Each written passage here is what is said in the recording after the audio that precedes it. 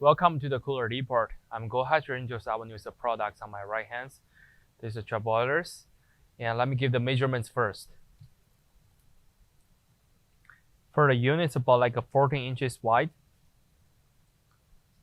Overall length about like a 29 inches deep. And the overall height of the unit is about like a 16.5 inches tall. As we can see, the units, they have a control knob at the front, 2 burners, and also they're having the regulators connections and have a PAPS connection at behind. And also they do have a ETL sanitation sticker on the side. They come in with all the detailed information and BTUs and the manufacturer information too. And we can take a look closer to see the unit's details. When we're taking a look closer, we can see they're having this one. The parts is removable.